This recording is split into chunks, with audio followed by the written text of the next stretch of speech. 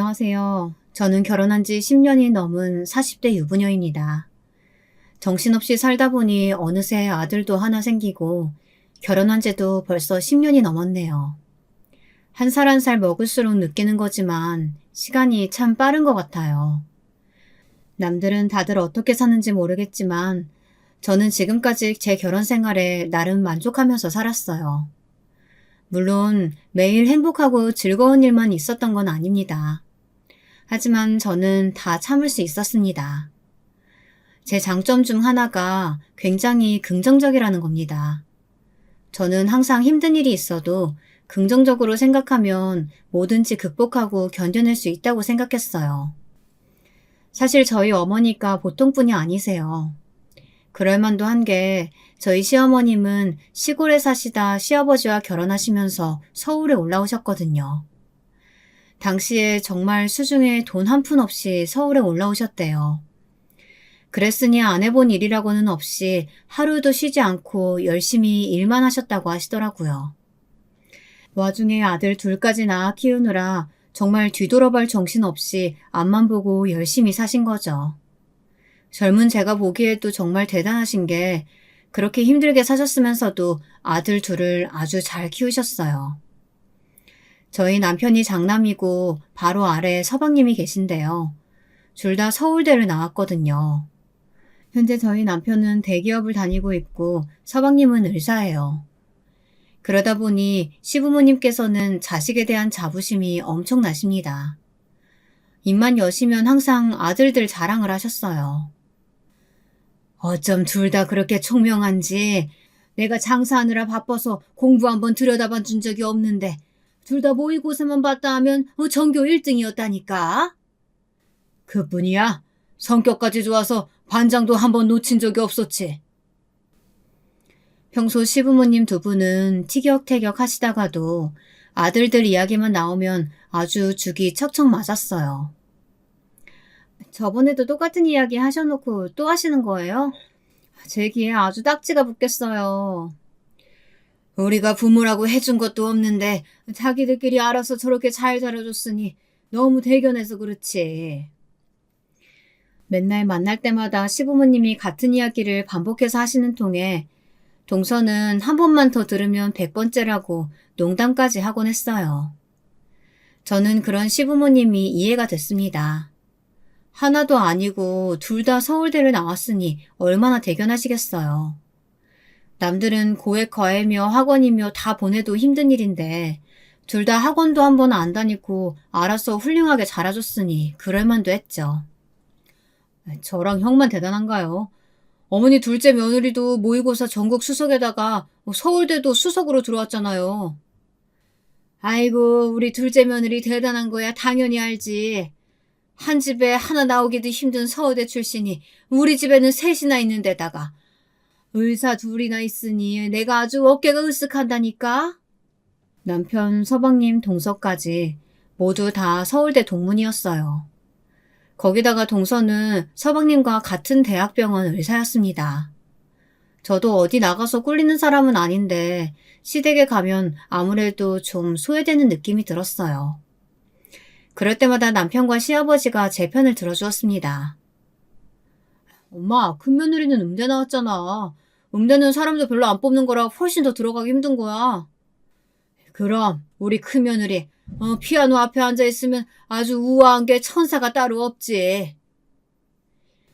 시어머님이 동서 칭찬을 할 때마다 시아버지와 남편은 항상 제 칭찬을 덧붙였습니다.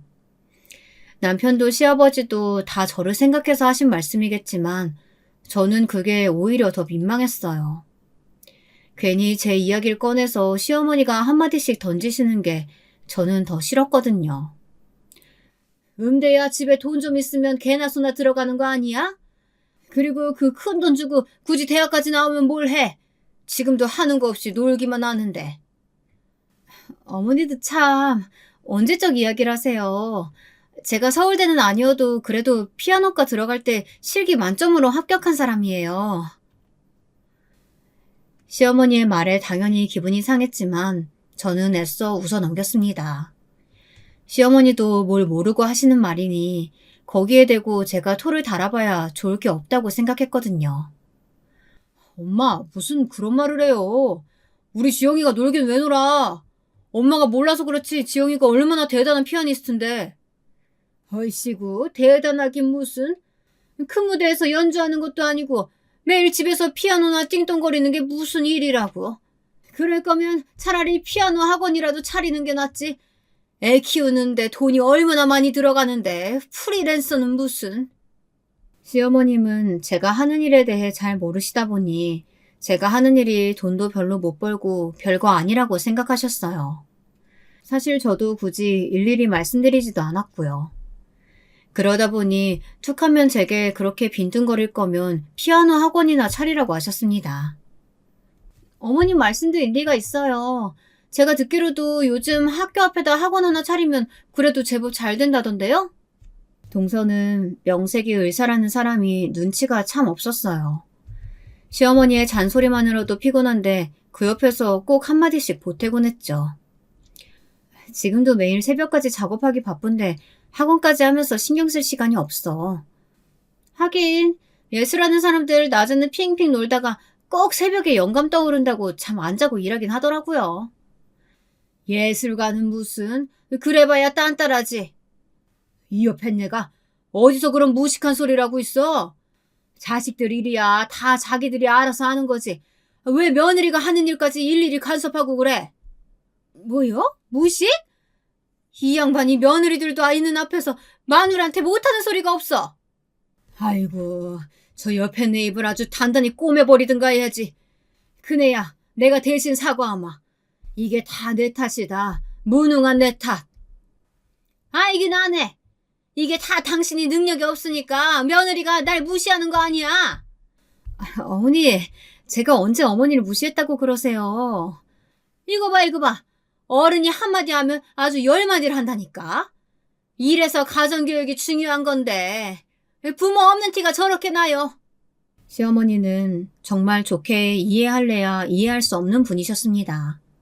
제가 한마디만 해도 시어머니는 부모 없는 티가 난다느니 착한 척을 한다느니 하시면서 몰상식한 소리들 아무렇지 않게 하셨어요. 저는 도무지 시어머님이 왜 그렇게까지 저를 미워하는지 모르겠어요. 시어머니가 보시기에는 제가 남편에 비해 많이 부족하다고 생각하시는 건지 아니면 남편하고 시아버지가 항상 제 편을 드는 게 못마땅해서 그러시는 건지 정말 모르겠더라고요. 저는 그때까지만 해도 정말 참을만 했습니다. 물론 주변 친구들은 제가 사는 이야기를 들으면 왜 그렇게 꾹 참고 사냐고 그러다가 속병 난다고들 했어요. 친구들 말도 맞았습니다. 저도 사람이다 보니 시어머님이 심하게 하실 땐 아무리 가족이라도 어쩜 저러실까 싶을 때도 있었습니다. 그런데 제게 싫은 소리 좀 한다고 시어머니를 미워할 수만은 없었던 게 한편으로는 시어머니가 안쓰러울 때도 있었어요. 시어머님께서는 식당을 운영하십니다. 한 곳에서 30년 가까이 닭볶음탕 장사를 하셨는데 시어머님께서 워낙 솜씨가 좋다 보니 장사가 아주 잘 됐어요. 그러다 보니 저희 시댁의 가장은 아주 오래전부터 시어머니나 다름없었습니다. 시어머니가 안 계시다면 가게가 돌아가질 않았거든요. 시아버지가 가게에서 하시는 일이라고 해봐야 카운터에 앉아 계산을 하시는 것이 다다 보니 연세가 드실수록 시어머니의 입김이 커질 수밖에 없었죠. 그래도 대단하신 게 허리나 무릎이 많이 안 좋아 매일 병원에 다니시면서도 가게는 그만두지 않으셨어요. 겉으로는 일하는 게 좋아서라고 하지만 아무래도 가게에서 벌어들이는 수입이 많다 보니 쉽사리 그만두지 못하시는 것 같더라고요. 한 번은 제가 남편에게 넌지시 말한 적이 있었습니다. 시부모님 연세도 많으신데 힘들게 가게 하시는 게 아무래도 마음에 걸린다고요. 우리 집도 그렇고 동서랑 서방님네도 둘 다 의사라 먹고 살만은 할 테니 상의해서 시부모님 가게를 정리해드리고 두 집이 생활비를 모아서 드리는 게 어떠냐고요. 남편은 제게 너무 고마워했어요. 자식인데도 본인은 생각도 못했다고요. 며칠 뒤 동서를 따로 만나서 제가 먼저 이야기를 꺼냈습니다. 그런데 동서의 반응이 제가 생각한 반응이 아니었어요. 제가 무슨 실수라도 한 것처럼 제 말에 기분이 상한 것 같더라고요. 형님은 먹고 사실 만한지 몰라도 저희는 아니에요. 애 둘 부모한테 맡기느라 시터 비용만 제 월급만큼 들어간다고요. 동서, 내가 동서 사정 모르고 한 말이긴 하지만 그렇다고 말에 너무 가시가 있는 거 아니야? 형님이 너무 뭘 모르시는 것 같아서 그래요. 형님이 너무 뭘 모르시는 것 같아서 그래요. 형님이야 친정 부모님 없으시니까 시부모만 챙기면 돼요. 그치만 저는 친정도 있잖아요. 더군다나 시부모님은 아직 건강하시고 가게도 잘 되는데 뭐하러 잘 되는 가게까지 그만두라고 해요? 그냥 하시게 두세요. 동서는 어머님 무릎이랑 어깨 아파서 매일 치료받으러 다니시면서 새벽부터 장사하시는 거 안쓰럽지도 않아? 그거야 어머님이 좋아서 하시는 건데 할 수 없죠. 암튼 어머님이 저희 애들이라도 봐주신다면 모를까 저는 생활비 못 드려요. 동서는 아주 단호했습니다. 저는 시부모님을 생각해서 한 말이었는데 마치 제가 무슨 실수라도 한 것처럼 찝찝하더군요. 그런데 바로 얼마 뒤 어이가 없는 일이 일어났습니다. 마치 뒤통수라도 맞은 것 같았어요. 무슨 일이냐고요? 글쎄 동서가 시어머니에게 찾아가서 아주 여우짓을 제대로 했더라고요. 제가 시어머니 무릎하고 허리 이야기를 했을 때는 모른 척 하더니만 도대체 무슨 생각인지 동서가 다니는 병원에 검사랑 도수 치료를 예약해뒀다고 했나 봐요. 그러면서 하는 소리가 기가 찼습니다. 어머님 장사하시느라 힘드셔서 어떡해요?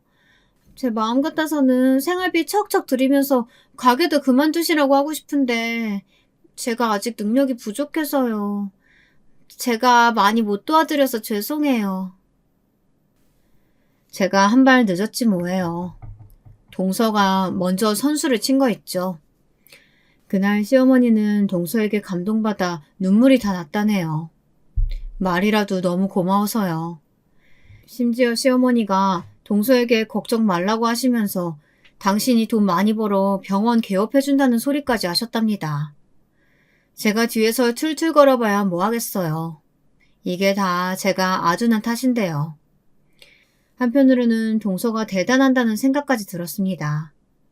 저는 이래서 시어머님에게 예쁨 받지 못하는 건가 싶기도 하고요. 그날부터였어요. 시어머니는 대놓고 저와 동서를 차별하셨습니다. 그전에도 저를 미워하고 구박하기야 했지만 이제는 동서까지 합세해서 시어머니와 둘이 끈끈하게 한편 같은 느낌이 들더라고요. 시어머니는 동서는 만지면 부서질까 불면 날아갈까 아주 애지중지하셨습니다. 반면 저는 집에서 부리는 일꾼처럼 대하셨어요. 시어머니 가게에 일이 생기면 시도 때도 없이 아무 때나 저를 부르셨어요. 가게 주방에 물이 새는데 업체 좀 알아봐라 부터 시작해서 가게가 바쁘면 점심시간에 나오라고 하시더니 서빙까지 시키셨어요. 저도 며느리로서 그 정도야 도와드릴 수 있다고 생각했습니다. 그런데 문제는 일에도 구박을 받고 아내도 구박을 당했어요. 하루는 자고 있는데 새벽 일찍 시어머니에게 전화가 왔습니다. 전화를 받자마자 하신다는 소리가 저더러 새벽 시장에 갔다 오라네요. 이번에 바꾼 채소 가게가 영 상태가 안 좋아. 그래, 네가 이번 주에 새벽 시장에 좀 다녀와라. 새벽 시장이요? 어머니, 제가 매일 새벽까지 작업해서 새벽에는 나가기가 힘들어요. 무슨 놈의 일을 대낮에 하면 되지 왜 새벽에 일을 해? 괜히 가기 싫다고 말도 안 되는 핑계 대지 말고 내가 주소랑 사올 채소 문자로 보내줄 테니까 바로 내일부터 갔다 와. 8시 전에는 무조건 가게로 사와야 된다. 어머님 핑계가 아니고요. 그건 힘들어요. 애 유치원도 보내야 하는데 제가 새벽에 시장 갔다가 가게까지 어떻게 가요? 아유 쫑알쫑알 왜 이렇게 말이 많아. 나는 옛날에 하나는 없고 하나는 안고 혼자 시장 다 다녔어. 너는 그나마 할 줄 아는 거라고는 운전 하나 있으면서 시애미가 부탁하는데 그걸 못 해주니? 아 됐다. 하기 싫으면 말아라. 시어머니는 자기 할 말만 하시고는 전화를 끊어버렸습니다. 그러고는 곧바로 문자를 보내셨어요. 큰며느리라고 하나 있는 게 내 아들 돈 가지고 집구석에서 맨날 놀면서 어쩜 이렇게 쓸모가 하나도 없는지 몰라. 나한테는 우리 둘째 며느리밖에 없다. 문자를 보고 저는 너무 황당했습니다. 동서에게 보낼 문자를 제가 실수로 보내신 건지 아니면 저 보라고 일부러 문자를 잘못 보낸 척 하신 건지 모르겠어요. 아무리 그래도 그렇지 며느리한테 저런 말을 하실 수 있을까요? 그것도 손 아래 동서에게 손윗동서를 마구 씹어대면서요. 며느리라고 많은 것도 아니고 꼴랑 둘밖에 없는데 중간에서 시어머니가 어떻게 저러실 수 있는지 모르겠습니다. 누가 보면 정말 제가 하는 일 없이 집에서 노는 사람인 줄 알겠더군요. 저는 그날 너무 화가 나서 남편에게 문자를 보여줬습니다. 남편은 당연히 제 말에 노발대발했습니다. 지금 당장 시댁에 가겠다는 걸 말렸습니다. 저는 남편에게 며칠만 아들 유치원 등원을 해달라고 부탁했어요. 아무래도 제가 새벽 시장에 다녀와야 할 것 같아서요. 네, 제가 생각해도 제가 바보 같았습니다. 시어머니가 저렇게 몰상식하게 저를 개무시하는데 저도 모르는 척하면 그만이잖아요. 그런데 아무래도 마음이 쓰였어요. 아픈 무릎을 부여잡고 첫 차를 타고 새벽 시장에 가실 시어머니가 신경 쓰이더라고요. 남편은 시어머니에게 말하겠다고 했지만 제가 그러지 말라고 했습니다. 그래봐야 불똥은 또 제게 튈 테니까요. 그냥 일주일 잠깐 고생하고 마는 게 오히려 저는 마음이 편했습니다. 답답하게 왜 그렇게까지 참고 사냐고요? 네, 들으시는 분들 입장에서는 그렇게 생각하실 수 있습니다. 하지만 저에게는 그럴 만한 사정이 있어요. 사실은 제가 몇 년 전까지만 해도 이렇게 참을성이 좋고 긍정적인 사람은 아니었습니다. 제가 몇 년 전에 아주 큰 일을 겪었어요.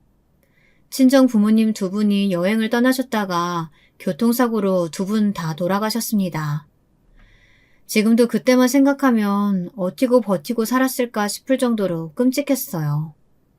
그 일을 겪고 난 이후 저는 많은 것이 변했습니다. 사실 부모님이 돌아가시 전까지는 저는 마냥 철이 없는 외동딸이었어요. 시부모님이 돈으로 음대간 거 아니냐라고 하실 정도로 저는 부유한 환경에서 고생이라고는 모르고 자랐습니다. 부모님 두 분 다 예술 가셨어요. 두 분 다 그림 그리고 그림을 사고 파는 일을 하셨죠. 여기까지 이야기하면 다들 부모님이 유명한 화가였는 줄 알지만 그건 아니에요. 저희 부모님은 요즘 친구들이 흔히들 말하는 금수저였습니다. 친가, 외가댁 모두 대대로 큰 사업을 하시던 분들이라 경제적으로 여유로운 상황에서 부모님 두 분 다 자유롭게 잘하셨어요. 저희 시댁과는 완전히 반대였죠. 그래서 남편과 저는 서로에게 끌렸던 것 같아요. 남편은 자유롭고 긍정적인 저에게 끌리고 저는 반듯하고 책임감 강한 남편이 좋았거든요. 부모님이 항상 외국에 그림을 사러 다니시다 보니 저도 어릴 때부터 자연스럽게 따라다니며 공부보다는 예체능에 관심이 생겼는데요. 거기다가 외동딸이라 보니 하고 싶은 건 뭐든지 다 할 수 있었습니다. 그래서 자연스레 피아노도 배웠고 이것저것 여러 악기도 배웠어요. 저는 평생 부모님의 그늘 아래서 편하게 살 줄 알았습니다. 제가 결혼하기 전에 부모님이 돌아가셨어요. 저는 정말 너무 막막했습니다. 물려주신 재산이야 많았지만 제가 혼자 할 줄 아는 게 전혀 없었어요. 30이 다 될 때까지 밥 한 번 혼자 차려 먹어본 적이 없었으니까요. 저는 스스로 너무 한심했습니다. 이 나이까지 뭘 하고 살았나 싶었어요.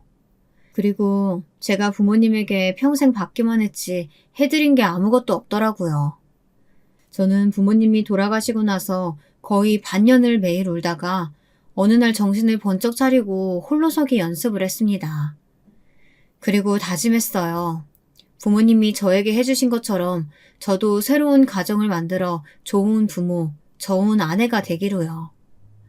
세상에 덩그러니 혼자가 되어보니 안정적인 가족만큼 중요한 건 없다는 사실을 알았어요. 그래서 남편을 만나 결혼했을 때 저는 무슨 일이 있어도 이 가족을 지키겠다 마음먹었습니다. 남편의 부모님에게도 딸처럼 잘해야겠다 다짐했고요. 그런 마음이면 어떤 힘든 일이 있어도 다 극복할 수 있다고 생각했습니다. 가족들 모두 건강하고 큰 걱정 없이 사는 것만으로도 다행이라고 생각하면서요. 그런데 그게 제 마음처럼 쉬운 일은 아니더군요. 참고 이해해 주다 보니 아주 끝이 없었어요. 항상 참고 이해하는 사람은 그냥 평생 참고 사는 줄 알더라고요. 제가 일주일 동안 새벽 시장을 다니는데도 시어머니는 제게 고맙다는 말 한 번 하질 않으셨습니다. 그래도 저는 불만 한마디 없이 했어요. 제가 잘하는 모습 보이면 언젠가는 시어머니도 마음을 여시지 않을까 기대하면서요.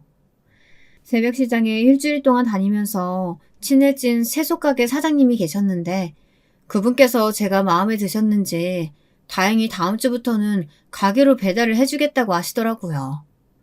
너무 기쁜 나머지 한시라도 빨리 가게에 가서 시어머니께 말씀드리고 싶었습니다. 그래서 그랬는지 제가 조금 급하게 운전했나 봐요. 그러다 그만 작은 접촉사고가 나고 말았습니다. 다행히 다친 사람은 없었지만 그래도 병원에 가서 검사는 해야 할 것 같아 근처 병원에 갔어요. 마침 그 병원이 동서가 근무하는 병원이더라고요. 동서가 안내해줘서 이런저런 검사를 하고 있는데 동서가 시부모님에게 연락했는지 병원에 오셨어요. 저는 단순 접촉사고라 다친 데도 없는데 괜히 번거롭게 해드렸다고 말씀드렸습니다. 아이고, 이 정도인 게 천만 다행이다. 그러게 왜 밤에 일하느라 잠도 못 자는 애한테 새벽부터 운전을 시키고 그래. 하마터면 당신 때문에 우리 큰며느리 큰일 날 뻔했잖아. 그게 왜 내 탓이에요? 다 애미가 모자라서 그런 거지. 너는 도대체 할 줄 아는 게 뭐니? 그거 잠깐 갔다 오는데도 사고를 내고 말이야. 아이고, 채소 다시 들어서 쓰지도 못하고 버리게 생겼네. 시아버지는 제가 걱정돼서 시어머니에게 한 소리 하셨는데 그 말에 시어머니는 또 버럭하셨어요. 곧바로 제 탓을 하시더라고요. 그러면서 저보다 채소들을 더 걱정하셨어요. 어머니, 아무리 그래도 어떻게 병원까지 오셔서 그런 소리를 하세요? 제가 일부러 그런 것도 아니고 어머니 일 도와드리다가 그런 건데요. 아이고, 둘째야, 네 손이똥서 좀 봐라. 애가 아주 생사람을 잡는다. 지가 실수해서 사고 내놓고 다 내 탓이라고 하는 것 봐. 시어머니는 제 말은 다 꼬아들으셨어요. 마침 병실에 온 동서 손을 덥석 붙잡으시더니 일러 바치기라도 하듯 구셨습니다. 그 모습에 저도 순간 욱하더군요. 제가 하는 일이 그렇게 못마땅하시면 앞으로는 저한테 얘기하지 마시고 어머님이 예뻐하시는 동서랑 다 알아서 하세요. 저는 제가 할 말만 뱉어버리고 벽 쪽으로 돌아누워 버렸습니다. 저는 너무 서러워서 눈물이 왈칵 올라왔지만 애써 꾹 참았어요. 그때였어요. 시아버지가 연락하셨는지 제 사고 소식을 듣고 출근하다 말고 남편이 병원에 왔더라고요. 마침 저와 시어머니가 언성을 높이는 모습을 보고 남편도 화가 단단히 났더군요. 저도 전 같으면 남편에게 어머니에게 그렇게 굴면 어떡하냐고 했겠지만 이제 더는 그럴 생각이 없었습니다. 제가 더 노력하고 더 잘하다 보면 언젠가는 저도 시어머니에게 사랑받는 날이 올지 모른다 기대했습니다. 하지만 애초에 제가 노력한다고 되는 일이 아니었어요. 그 사실을 인정하고 나자 오히려 마음은 더 편하더군요. 저는 그날 이후 달라졌습니다. 더는 시어머니에게 잘하려고 하지 않았어요. 가족도 가족 나름이지 저를 존중해주지 않는데 저라고 잘할 이유가 없으니까요.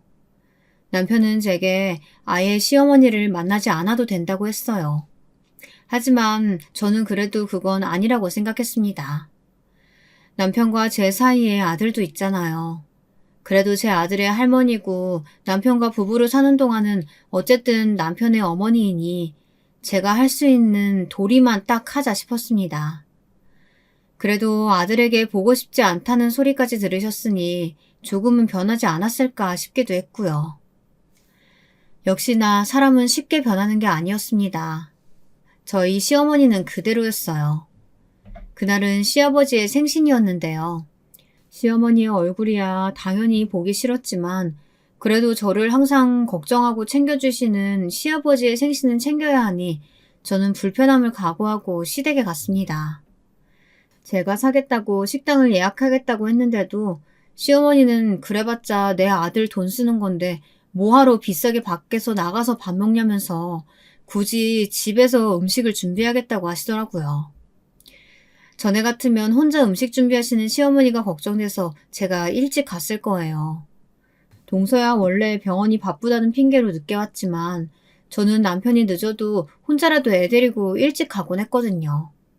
하지만 이제는 그러지 않기로 했으니 저는 저녁 시간에 딱 맞춰 시댁에 갔습니다.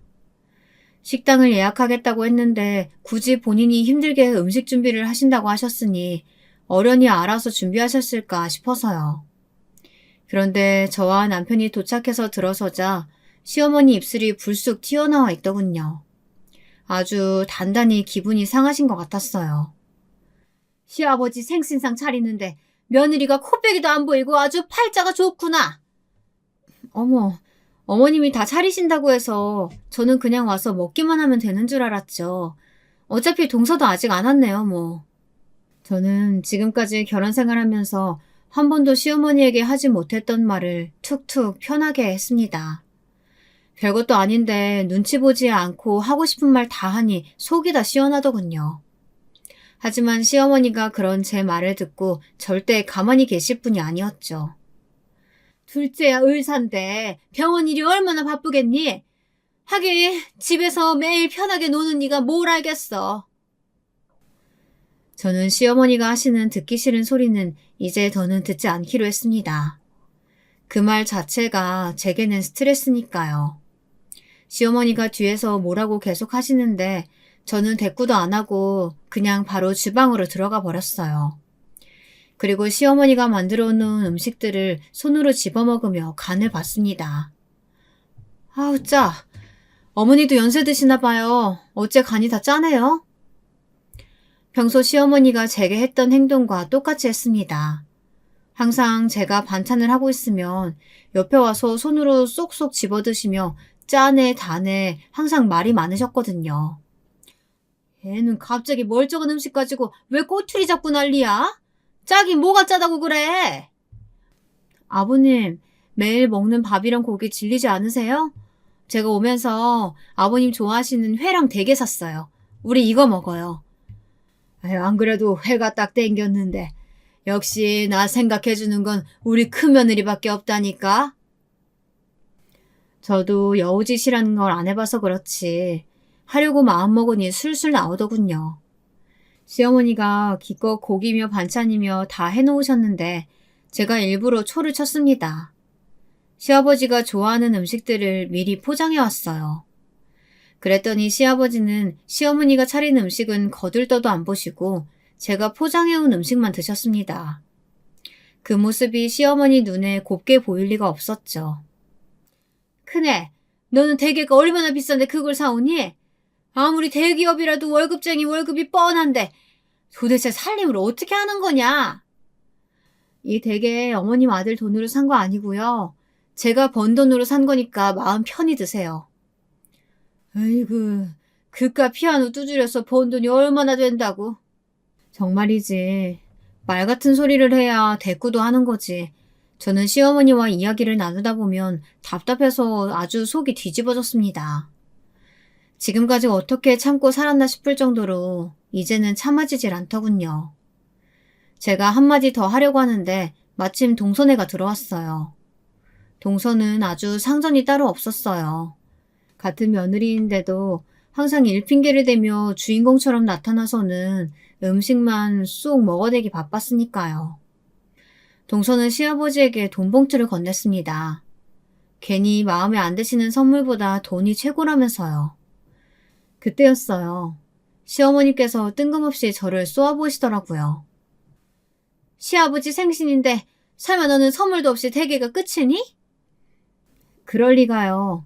저도 당연히 생신 선물 준비했죠. 시아버지의 생신 선물은 저희 아버지가 생전에 굉장히 아끼셨던 그림이었습니다. 따로 그림들을 보관하는 화실이 있었는데도 이 그림만큼은 매일 보고 싶으시다면서 침실 중앙에 걸어 놓으셨거든요. 저는 이 그림을 꼭 시아버지에게 드리고 싶었어요. 시어머니와는 사이좋게 지내지 못했지만 그래도 시아버지와는 친정아버지처럼 지내고 싶다는 그런 마음을 담아서요. 시아버지는 그림에서 눈을 떼지 못하셨어요. 너무 좋아하셨죠. 바로 남편에게 그림을 걸어달라고 하실 만큼 마음에 들어 하셨습니다. 그런데 역시나 가만히 계실 시어머니가 아니셨죠. 아이고, 꼴의 고상한 척은. 집에 처박아 놨던 쓸모없는 그림 하나 가지고 와서 생색 엄청 내네. 아무짝에도 쓸모가 없다뇨. 어머님이 몰라서 그러시는데요. 이 그림 엄청 유명한 거예요. 유명하든지 말든지 나는 하나도 안 궁금하니까 얘기도 하지 말어. 암튼 얘가 왜 이렇게 센스가 없는지. 둘째야, 용돈 고맙다. 동서가 준 봉투를 획 챙겨 방으로 들어가시는 시어머니의 뒷모습을 보는데 순간 저는 말문이 막혀 그냥 고개를 저었습니다. 남편이 한마디 하려고 하는 걸 제가 말렸어요. 말해봐야 뭐 하겠어요. 무식한 건 원래 답이 없는 건데요. 그러던 어느 날이었습니다. 남편에게 갑자기 전화가 왔는데 시어머니께서 가게에서 넘어지셔서 허리를 많이 다치셨다고 하더라고요. 그래서 급하게 서방님과 동서가 근무하는 병원에 입원하셨다고요. 저는 바로 병원에 달려갔습니다. 시어머니야 당연히 밉죠. 하지만 그래도 가족이라 그런지 걱정부터 앞섰습니다. 시어머니가 안 그래도 평소에 허리가 안 좋으셨는데 얼마나 세게 넘어지셨으면 입원까지 하셨나 싶어서요. 병원에 도착해서 들어갔더니 병실에는 어머니 혼자 계시더라고요. 시아버지는 점심 장사 때문에 가게에 계시고 남편은 회사에 급한 일이 생겨서 들어갔대요. 서방님과 동서도 일이 바쁜지 아직 병실에도 안 왔고요. 저는 어색하지만 그래도 누워 계신 시어머니 옆에 앉았습니다. 병실 침대에 누워 계신 시어머니의 모습을 보는데 어쩐지 마음이 좋지 않았어요. 부모님이 돌아가실 때 생각도 나면서 속상하더라고요. 저는 잠시 시어머니에 대한 마음은 접어두기로 했습니다. 아픈 사람을 위로하는 건 제 성격상 맞지 않으니까요.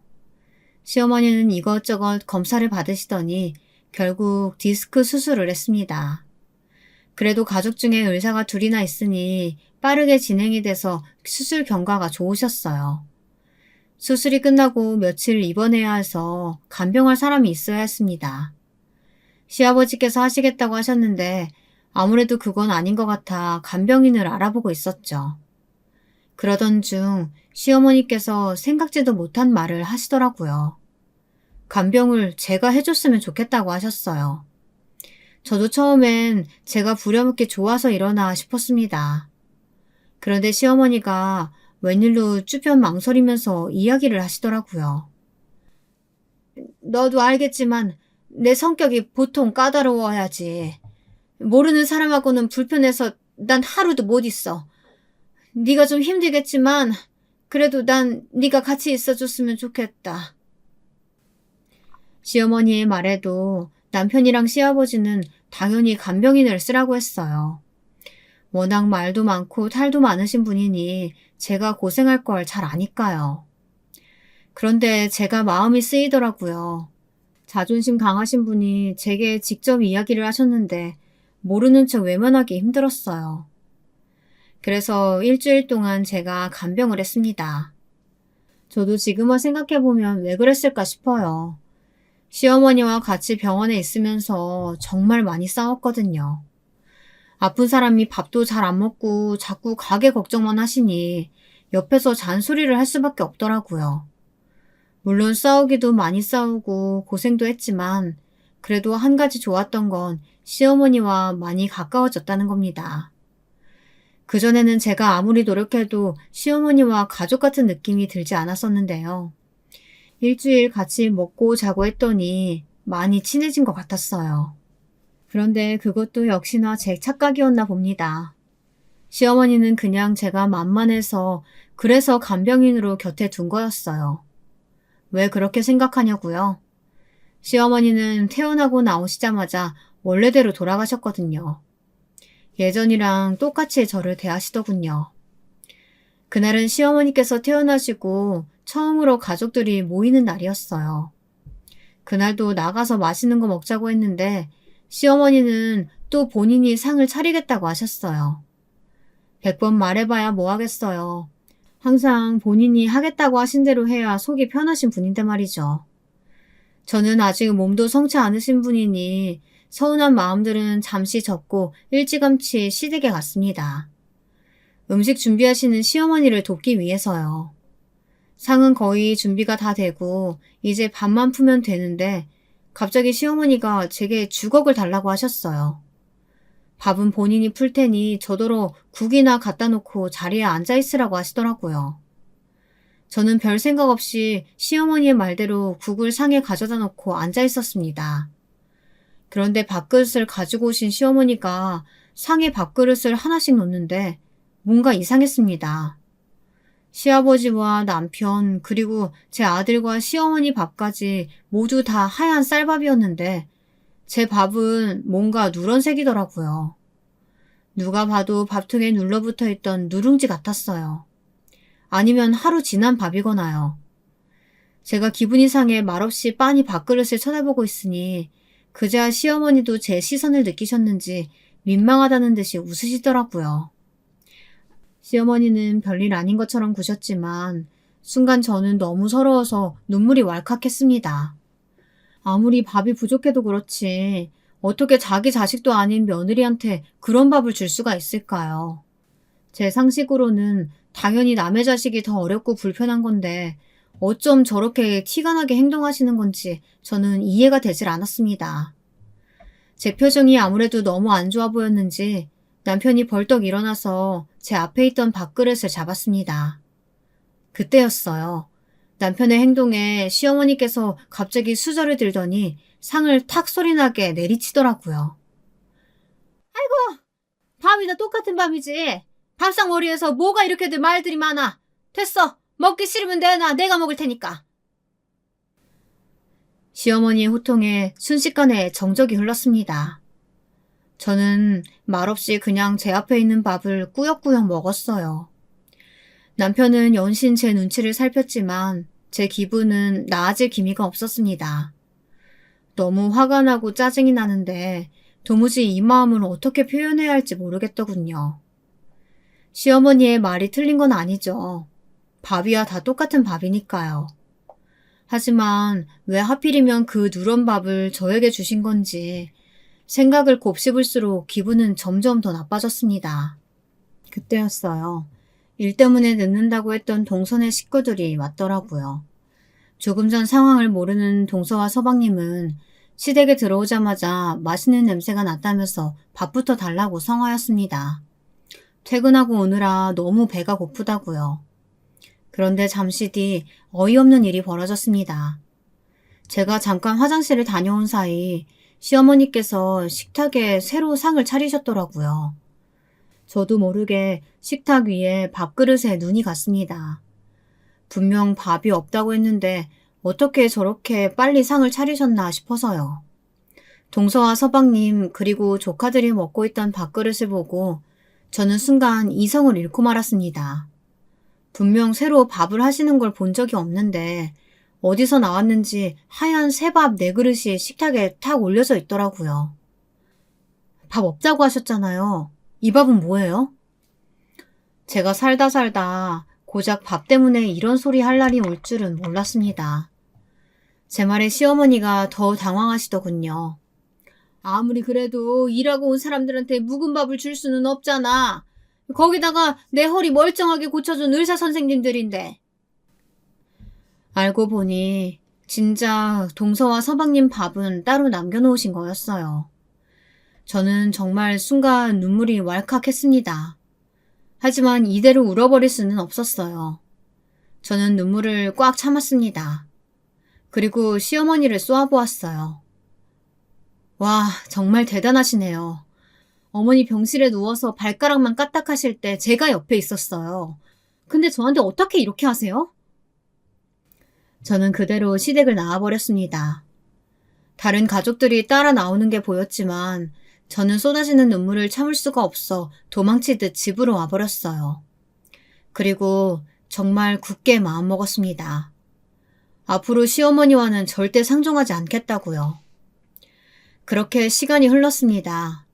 저는 시어머니 얼굴은 꼴도 보기 싫어서 거의 반년 넘게 시댁에 가지 않았어요. 그 사이에 시어머니 생신도 있었는데 저는 가지 않았습니다. 그 이후에 시어머니에게 전화도 한 번 왔었지만 받지 않았어요. 정말 이대로 인연을 끊고 싶었습니다. 제게 씻을 수 없는 상처를 주는 사람과 가족관계를 이어나가야 하는 건지 생각이 많았어요. 그러던 중 설날이 다가왔습니다. 이번 명절은 평소와 조금 달랐어요. 저희 아들과 동서 아들이 둘 다 초등학교에 들어가요. 저도 이번에도 시댁에 가지 않는 건 신경이 쓰이긴 했지만 아무래도 시어머니에 대한 마음이 풀리지 않아 고민하고 있었습니다. 그런데 시아버지에게 따로 연락이 왔어요. 아버님께서 시어머니에게 잘 이야기했으니 다시는 그럴 일 없을 거라고 하시더라고요. 저는 믿지 않았습니다. 하지만 시아버지께서 제가 너무 보고 싶다고 말씀하시더라고요. 다른 사람은 몰라도 이 집안에서 시아버지 마음 알아주는 건 저뿐인데 제가 안 와서 너무 외롭다고요. 저는 못 이기는 척 결국 시댁에 갔습니다. 시아버지 말씀도 말씀이지만 그래도 명절인데 아들과 남편만 보내는 건 아무래도 마음에 내키지 않았어요. 저는 시댁에 가기야 했지만 마음속으로는 내내 벼르고 있었습니다. 혹시나 시어머니가 제게 또 실수하면 이대로 끝이라고 생각하면서요. 설날 명절에 온 가족이 다 모였습니다. 저야 시어머니에게 쌓인 감정이 많았지만 좋은 날이니 애써 티내지 않으려고 노력했습니다. 저는 제 아들 책가방과 문구류를 사면서 조카 것도 같이 샀어요.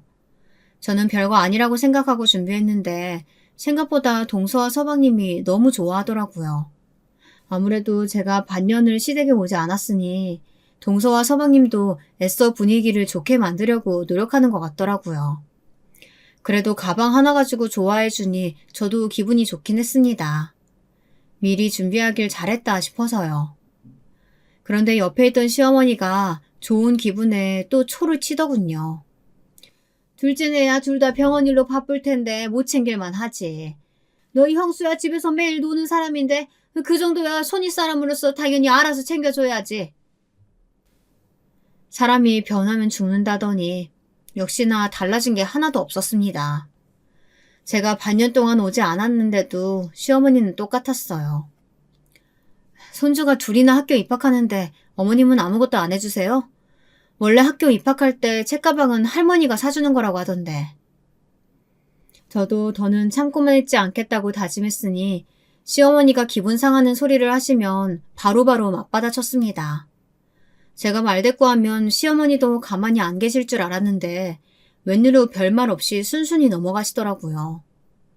그러더니 자리에서 벌떡 일어나 애들에게 용돈을 줘야겠다면서 지갑을 가져왔어요.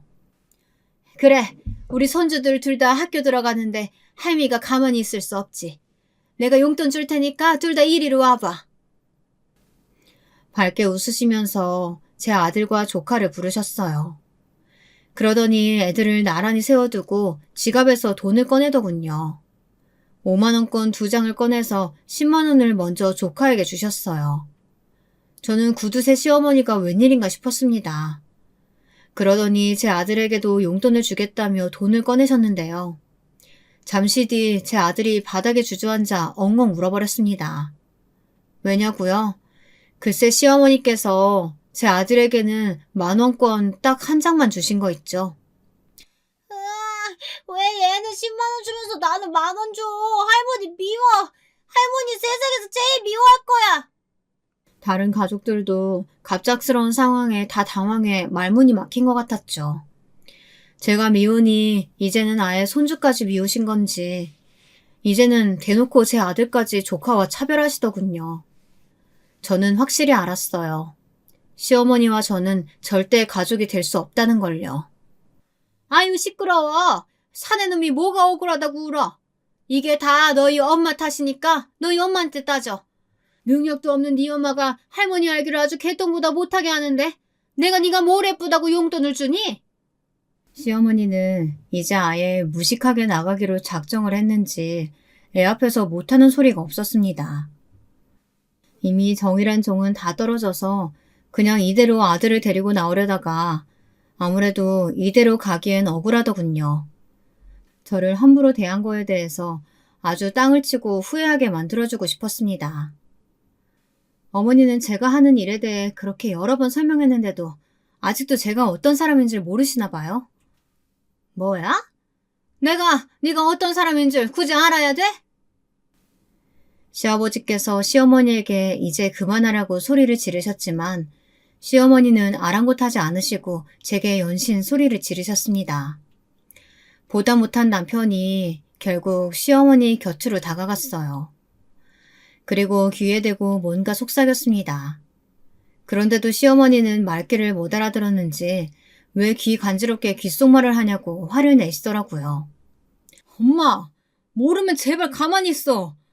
엄마 큰며느리가 1년에 저작권이 몇 억씩 들어오는 사람이야. 우리 회사 사람들은 농담으로 나더러 능력 있는 와이프 덕분에 회사 취미로 다닌다는 그런 소리까지 한다고. 네, 맞습니다. 제가 사실은 집에서 마냥 노는 사람은 아니에요. 피아노 전공이긴 하지만 이것저것 다룰 수 있는 악기가 많다 보니 일찍부터 작곡 공부를 했습니다. 고등학생 때부터 놀이처럼 노래를 만들다 보니 저작권 협회에 등록된 곡이 꽤 많아요. 특히나 CCM 곡이 많고요. 그리고 광고 속에 나오는 CM송이나 로고송, 영화 음악까지 이것저것 많이 만들어서 저작권이 꽤 쏠쏠합니다. 집에서 가만히 누워만 있어도 매달 생활비는 꼬박꼬박 들어오는 정도예요. 어머님이 부담스러워하실까봐 제가 말씀 안 드렸는데 아버님께 생신 선물로 드린 저 그림 얼마짜린 줄 아세요? 뭐? 그림? 여기서 그림의 얘기가 왜 나와? 남편의 말에 분명 눈동자가 흔들리셨으면서도 어머니는 여전히 제게 소리를 지르고 계셨어요. 지금 당장 경매에 내놓기만 해도 5천만 원은 그냥 받는 그림이에요. 저 그림이 그렇게 비싼 거라고? 시어머니 눈이 얼마나 커졌는지 금방이라도 눈동자가 굴러 떨어질 것 같았습니다. 엄마, 그뿐만이 아니야. 돌아가신 장인 장모님께서 물려주신 그림이 얼마나 많은데 그것만 다 해도 건물 하나는 그냥 살걸? 건물? 시어머니의 입이 쩍 벌어지셨습니다. 그런 대단한 걸 왜 지금까지 말을 안 했냐고요. 저도 굳이 숨긴 적은 없습니다. 단지 시부모님에게 제가 얼마를 버는지까지 정확하게 이야기할 필요는 없으니 그냥 프리랜서라고 말한 것뿐이에요. 부모님에 대해서도 그냥 그림 그리고 사고 파시던 분들이라고만 이야기를 한 거고요. 제가 서울대 출신도 아니고 전문직이 아니라고 마음대로 무시하신 건 시어머니니까요. 저도 아들 생각해서 웬만하면 참고 살려고 했는데요. 어머니 때문에 도저히 안 되겠네요. 어떻게 애한테까지 그러실 수가 있어요? 저 어머님한테 질려서 더는 어머님 아들하고 도저히 못 살겠어요. 저 빼고 잘난 서울대 출신들하고 행복하게 사세요. 여보, 갑자기 왜 이래? 나 당신 없으면 못 사는 거 몰라서 이래? 엄마 뭐해? 빨리 우리 지영이한테 잘못했다고 사과해. 저도 당연히 남편과 헤어질 생각은 조금도 없었습니다. 일이 이왕 이렇게 된 거 이때다 싶어서 질러버렸어요. 시어머니의 코를 아주 납작하게 해주기 위해서요. 제가 좋은 게 좋은 거라고 지금까지 참아줬더니 저를 아주 만만하게 보신 것 같아요. 이번 기회에 제가 어떤 사람인지 자기가 어떤 실수를 한 건지 똑똑히 알려드려야겠다 싶었습니다. 돈을 그렇게 잘 버는 일이면 진짜 그렇다고 말을 하지. 매일 피아노나 치고 앉아있으니 나는 그냥 집에서 노는 줄만 알았지. 어머니야 평생 가게에서 닭만 만지셨으니 예술이 뭔지 아실 턱이 없죠. 어차피 매일 하는 것도 없이 피아노만 치는 며느리 싫어하셨으니까 제가 그만 꺼져드릴게요. 아니 애미야, 이렇게 가면 어떡해. 자식도 있는데 자식 생각해야지. 자식 생각하시는 분이 지금까지 저랑 제 아들한테 그렇게 하셨어요? 저한테 못되게 하신 거 저도 그러려니 하고 참았어요. 하지만 제 아들까지 무시하는 건 절대 못 참아요. 저는 제 아들이랑 행복하게 살 테니까 어머니도 잘난 아들이랑 행복하게 사세요. 애미야. 아유, 내가 잘못했다. 내가 너한테 못하지 마디 했지? 앞으로는 절대 안 그럴게. 나 한 번 한다면 하는 사람이야. 믿어봐. 사람이 이렇게 간사해도 되는 건가요? 시어머니는 제가 시댁을 나가려고 하자 아주 문 앞까지 달려와서 가지 말라고 애원을 하셨습니다. 제게 큰 실수했다면서 무릎이라도 꿇을 기세였어요. 그날 이후 어떻게 됐냐고요? 시어머니의 행동이 달라지니 집안이 아주 평온해졌습니다. 저도 너무 편해졌고요. 시어머니께서 가게 문을 닫는 주말이면 제 아들까지 매주 봐주시거든요. 우리 예술가 며느리 스트레스 받으면 곡 안 나오니까 힘든 일 있으면 언제든 나한테 얘기해. 내가 다 도와줄게. 상황이 180도 달라졌습니다. 매일 저더러 이거 해와라 저거 해와라 시키던 분이 글쎄 저 먹으라고 매일같이 반찬을 해서 보내십니다. 벌써 그것도 1년이 다 되어가네요. 이럴 줄 알았으면 진작 다 이야기하는 건데 제가 너무 겸손했나 봐요. 얼마 전 저는 시부모님께 가게를 그만두시라고 했습니다. 앞으로 제가 생활비를 드리기로 했어요. 전에도 충분히 도와드릴 수 있었지만 저를 무시하시는 시어머니가 미워서 모른 척 했었거든요. 하지만 이제는 정말 두 분 다 연세도 많으시고 저희 아들도 살뜰히 챙겨주시니 며느리로서 충분히 좋은 마음으로 해드릴 수 있을 것 같아요. 이런 저를 보고 답답이라고 하실 수도 있지만 저는 하늘에서 저를 지켜보고 계실 부모님을 생각해서 시부모님께 더 잘하기로 했습니다. 그런 저를 보고 부모님은 더 좋아하실 거예요. 부모님께 제가 그렇게 배웠으니까요. 저는 요즘 너무 행복합니다.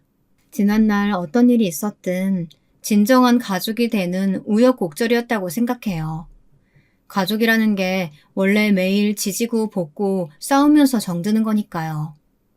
저의 긴긴 이야기 들어주셔서 감사합니다. 여러분도 항상 가족들과 함께 행복하시길 바라겠습니다.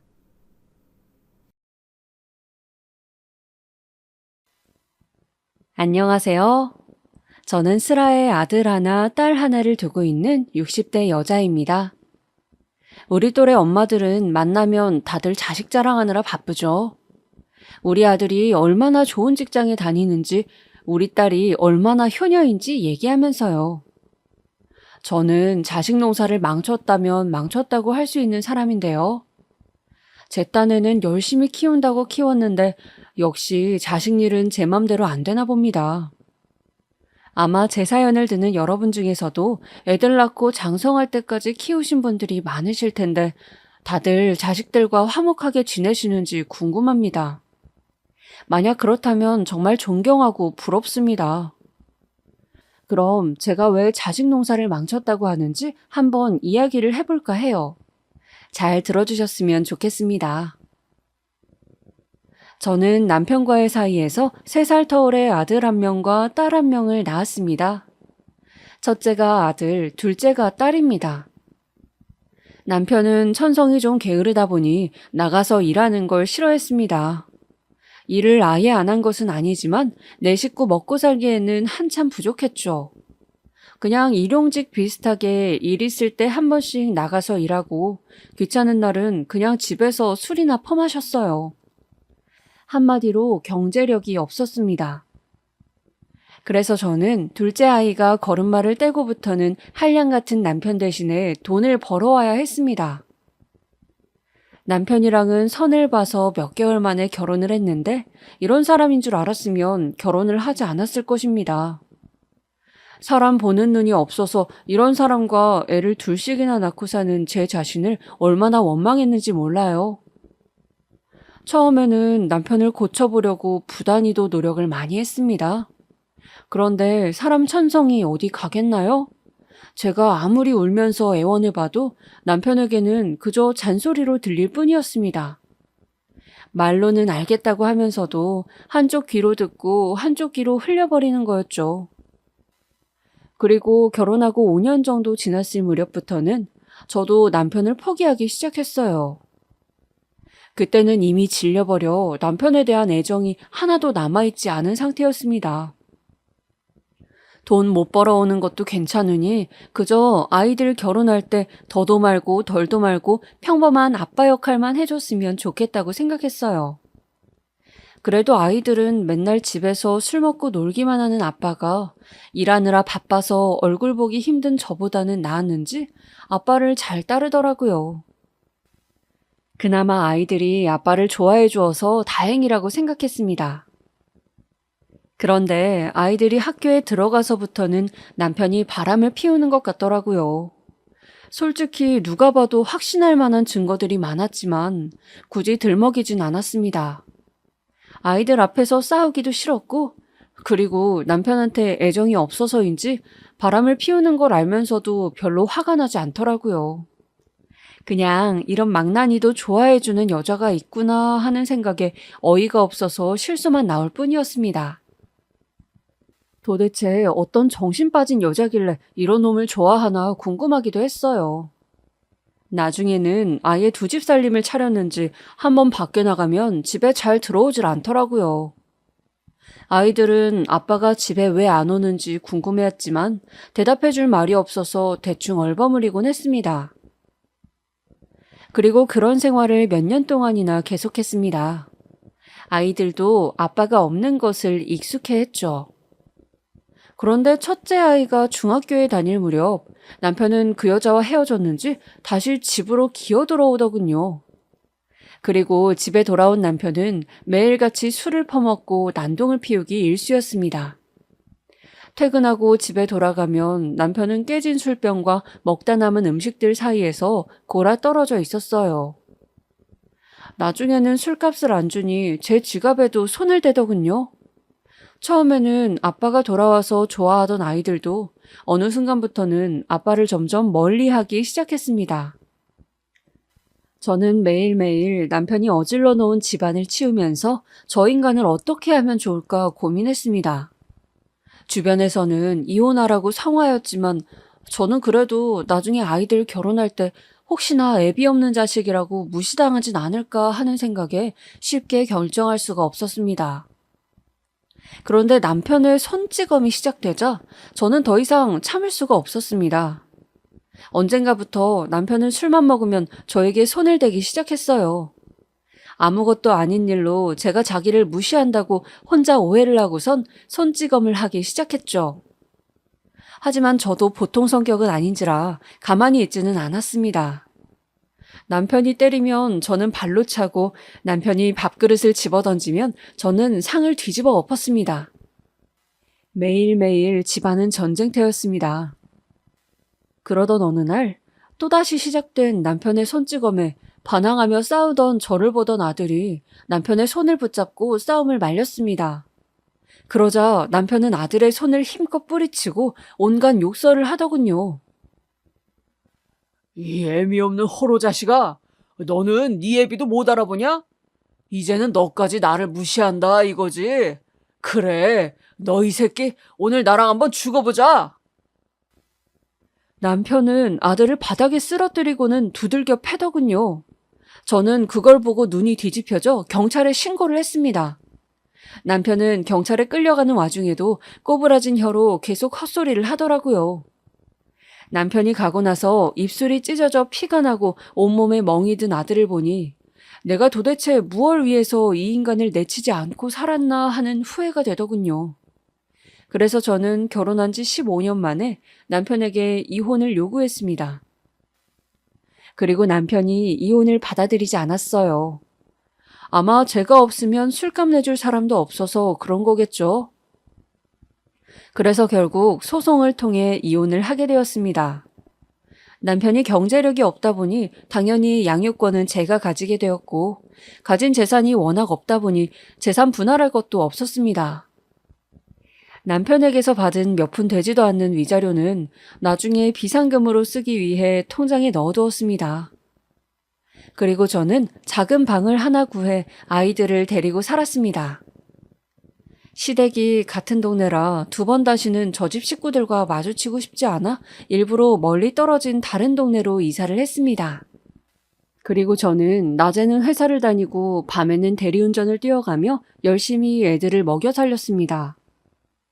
남편은 약속한 양육비를 처음 몇 번만 어디서 구해와서 보내더니 그 이후에는 보내지 않더라고요. 직장도 없고 돈이 없어서 못 보낸다고 하면서요. 저도 처음에는 어떻게든 돈을 빌려서 구해오라고 닥달했지만 나중에는 그냥 포기했습니다. 그리고 이혼 후 애들을 보러 한 번도 찾아오지 않는 남편을 그냥 없는 사람 취급하기로 했어요. 주변에서는 양육비 소송이라도 하라고 했지만 저는 그딴 더러운 돈 받기 싫어서 그냥 없는 셈 치기로 했어요. 그렇게 홀로 애들을 키운 지 몇 년 후 첫째 아이가 고등학교 3학년이 되었습니다. 공부를 꽤 잘했던 아들이라 수능 뒷바라지를 정말 열심히 했어요. 항상 공부하기 좋은 환경을 유지시켜주기 위해 좋은 음식에 좋은 옷에 혹시 감기라도 걸릴까 전전긍긍하면서 아들을 챙겼습니다. 아들이 집에서 쓰는 책상과 의자까지 수험생한테 가장 좋다는 제품으로 알아봐서 준비했습니다. 학교에서 야자 끝나고 집에 올 때는 혹시 집까지 걸어오느라 힘들진 않을까 하는 마음에 차 끌고 학교 앞으로 마중 나가 집까지 데려다주고 저는 차에서 내려 다시 대리운전을 하러 가곤 했습니다. 그리고 애 아빠는 그동안 뭐 했냐 하시는 분들도 계실 것 같은데 애 아빠는 연락 끊긴 지 오래라서 그냥 잊고 살았어요. 애들 보러 한 번도 오지 않았던 건 물론이고 연락도 한 번 하지 않더라고요. 혹시 저 말고 애들한테는 연락했을까 싶어 애들한테 물어보았지만 연락 온 적 없었다고 하네요. 그리고 저도 굳이 신경 쓰고 싶지 않아서 먼저 연락하지 않다 보니 이제는 어디서 죽었는지 살았는지도 모르는 상태가 되었습니다. 그리고 애 아빠한테서 못 받는 양육비는 그냥 제가 조금 더 고생해서 벌면 된다고 생각했어요. 여하튼 저의 뒷바라지에도 불구하고 아들은 원했던 대학을 가지 못하고 재수를 하게 되었어요. 그리고 이듬해에도 수능 성적이 잘 나오지 않아 그냥 하위권 대학으로 성적에 맞춰서 진학했습니다. 그리고 딸아이는 피아노 치는 걸 너무 좋아해서 어린 시절부터 피아노를 배웠었는데요. 재미로만 하는 줄 알았던 딸아이가 피아노를 전공하고 싶다고 했을 때에는 솔직히 안 쳐두고 말렸습니다. 아시는 분들은 아실 테지만 피아노가 돈이 굉장히 많이 들거든요. 저 혼자 벌어서 피아노를 시키기에는 아무래도 무리여서 아이에게 좋게 좋게 잘 설명을 해보았지만 아이의 고집이 상당했습니다. 싫어. 나 피아노 할 거야. 나 피아노 못하게 할 거면 왜 어릴 때부터 피아노 학원 보내줬어? 엄마가 피아노 보낸 거니까 엄마가 책임져. 악을 쓰며 고집을 피우는 딸에게 저는 곤란한 표정으로 말했습니다. 민지야, 어릴 때는 너 말고 다른 친구들도 다 피아노 학원 다녔어. 그때는 취미로 배우라고 보낸 거지. 그때 피아노 다니던 친구들이 지금 다 음대 준비한다니? 아니잖아. 그리고 너 피아노 전공하려면 돈이 얼마나 많이 드는지 아니? 엄마 혼자 벌어서 그 돈 감당 못하는 거 알잖아. 피아노는 나중에 네가 성인 돼서도 취미로 할 수 있으니까 대학교는 그냥 공부해서 인문계로 가자, 어? 그러자 딸아이는 펄쩍펄쩍 뛰더니 바닥에 드러누워 어린애가 떼를 쓰듯이 울고불고 발악을 했습니다. 돈이 부족하면 엄마가 돈 더 벌어오면 되잖아. 오빠는 좋은 대학 가라고 뒷바라지 다 해줬으면서 나는 왜 안 해줘? 나 피아노 못하게 하면 확 죽어버릴 거야. 저는 딸아이의 말에 너무 화가 난 나머지 저도 모르게 아이의 뺨을 후려쳤습니다. 찰싹 하는 소리와 함께 뺨을 맞은 아이는 어금니를 바득바득 깔면서 저를 죽일 듯이 노려보더라고요. 저는 순간 아이를 때린 제 자신한테 놀라 아이에게 미안하다고 사과하였습니다. 그러자 아이는 계속해서 피아노를 시켜달라고 저를 못살게 굴더라고요. 그래서 어쩔 수 없이 알겠다고 하였습니다. 그 이후로 저는 부족한 레슨비를 감당하기 위해서 전보다 더 밤낮 없이 일해야만 했어요. 하지만 큰아이 학비에 작은아이 레슨까지 저 혼자서는 절대 감당할 수 없는 수준이었습니다. 그래서 저는 어쩔 수 없이 예전에 남편에게서 받았던 위자료를 꺼내서 쓸 수밖에 없었어요. 그래도 그때 안 쓰고 비상금으로 놔둔 게 참 다행이라는 생각이 들었습니다. 그리고 몇 년이 지난 후 딸아이는 음대에 들어가게 되었습니다. 사실 피아노 전공 준비를 조금 늦게 시작하기도 했고, 그리 재능이 특출난 아이는 아니었어서 그냥 평범한 지방 음대에 진학했어요. 딸아이가 대학교에 들어가고 학비가 이중으로 들자 학자금 대출에 도움 없이는 안 되는 상황이 오더군요. 위자료는 이미 다 쓴 지 오래라서 수중에 쓸 수 있는 돈이 하나도 없었습니다. 그래도 두 아이가 대학만 졸업하고 나면 조금 여유가 생길 것 같아서 그때까지만 이 약 물고 참자며 버텼습니다. 그리고 몇 년 후 큰아이가 대학을 졸업하게 되었습니다. 남들처럼 졸업하면 바로 취업할 줄 알았는데 막상 다쳐보니 그게 또 아니더라고요. 취업이 잘 되지 않는다며 갑자기 회계사 시험 준비를 하겠다고 하더라고요. 어려운 시험이라 걱정했지만 꼭 하고 싶다는 아들의 확고한 뜻에 저는 또다시 수험생 뒷바라지를 시작했습니다. 학원비에 인터넷 강의 수강료에 책과 독서실 등록비 등등 공부만 하는데도 들어가는 돈이 상당히 많더군요. 삼시세끼를 독서실 근처에서 사 먹다 보니 밥값도 만만치 않고요. 저는 매일 사 먹는 밥만 먹는 아들이 안쓰러워 바쁜 와중에도 일주일에 3번은 도시락을 직접 싸주었습니다. 하지만 역시나 사자 직업이다 보니 쉬운 게 아니더군요. 아들은 결국 합격의 문턱을 넘기지 못한 채 3년간의 수험 생활을 마쳤습니다. 그리고 아들은 눈을 낮춰 그냥저냥한 회사에 취업을 했습니다. 그리고 아들이 고시생 생활을 하는 동안 딸은 졸업하여 전공과 관련 없는 직종에 취업하였습니다. 전공을 살리려니 취업을 하기가 쉽지 않더라고요. 그래서 매일매일 퇴근하고 집에 와선 일하기 싫다고 투덜거리기만 했어요. 어찌됐든 두 아이가 모두 취업을 하자 정신없이 앞만 보고 달려왔던 저의 삶에도 여유가 찾아왔습니다. 이제는 저도 남들처럼 퇴근 후에 모임도 가져보고 주말에는 나들이도 할 수 있을 정도의 여유가 생겼어요. 그래서 아이들을 낳은 후 처음으로 비싼 화장품도 사보고 나이에 맞는 예쁘고 단정한 옷도 사 입었습니다.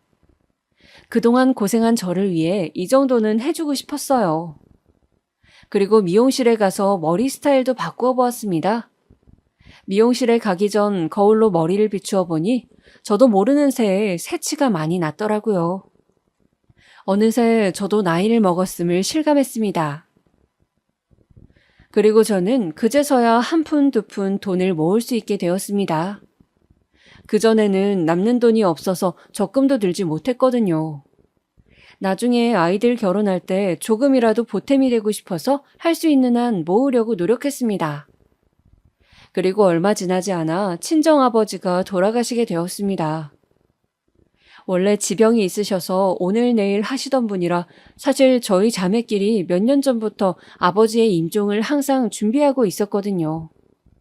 그래서 생각만큼 요란한 슬픔은 아니었습니다. 그리고 친정아버지는 돌아가시면서 저와 언니에게 유산을 남겨두고 가셨습니다. 저희 언니에게는 원래 살고 계시던 집을, 저한테는 시골 땅과 현금을 남겨주셨어요.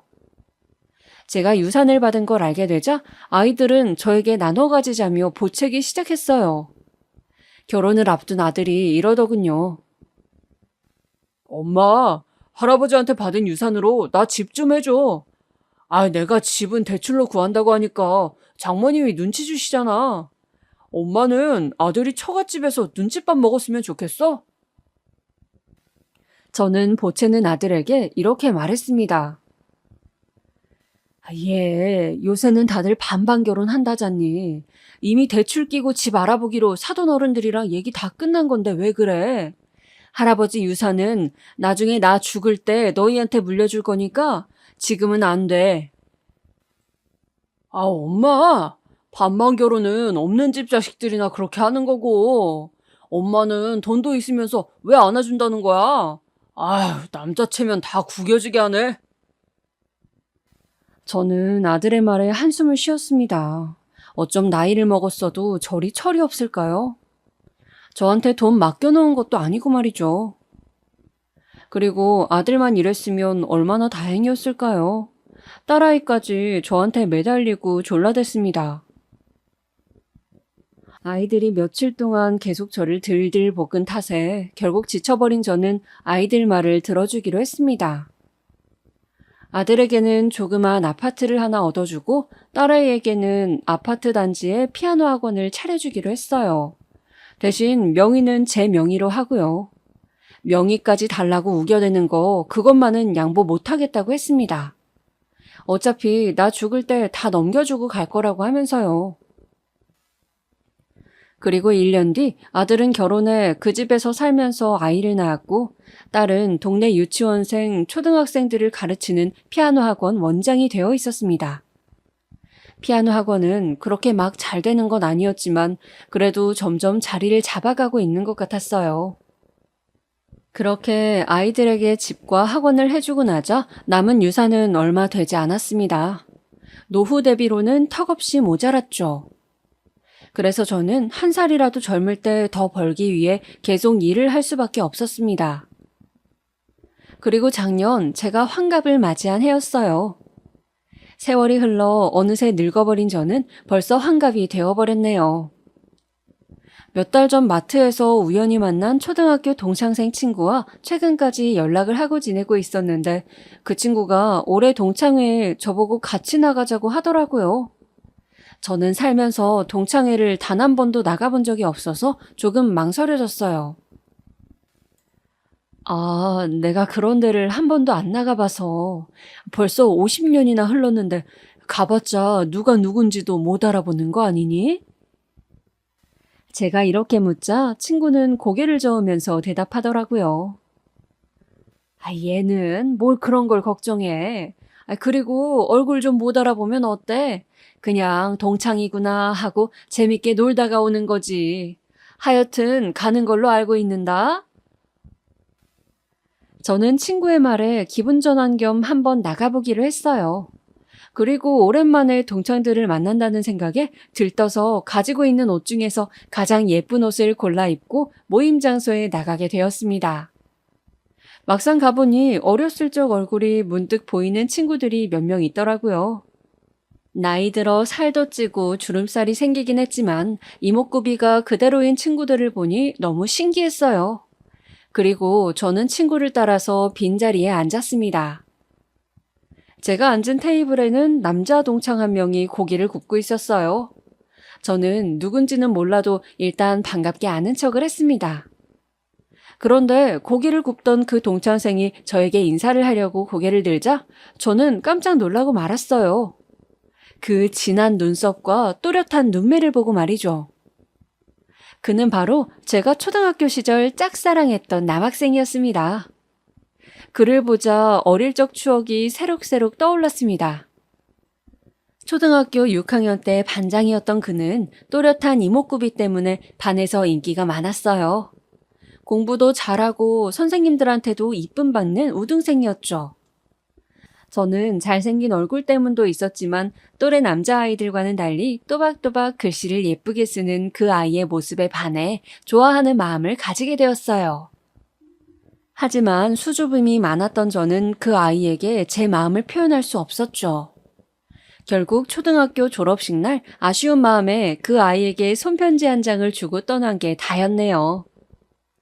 그 후로는 중학교를 서로 다른 곳에 가서 더 이상 볼 수 없었습니다. 정말 순수했던 시절의 이야기네요. 제가 그에게 너 동석이 아니니? 라고 하자 그도 저를 알아보더라고요. 항상 있는 듯 없는 듯 조용했던 저라서 못 알아볼 줄 알았는데 한 번에 알아보니 내심 기분이 좋았습니다. 그리고 우리는 맛있게 고기를 구워 먹으며 지난날의 회포를 풀었습니다. 우리는 그동안 어떻게 지내왔는지 서로 얘기를 해주었어요. 저는 남편의 손찌검으로 인해 이혼한 이야기, 그리고 아들, 딸을 키우고 아이들이 벌써 성인이 된 이야기들을 해주었습니다. 그리고 그는 20대 후반 결혼하려던 여자가 있었지만 집안의 반대로 헤어진 후 쭉 혼자 지냈다고 하더군요. 젊을 때는 별 생각 없었는데 나이 먹고 보니 혼자만 처자식도 없이 쓸쓸한 처지인 것 같아서 가끔 외로울 때가 있다고 하더라고요.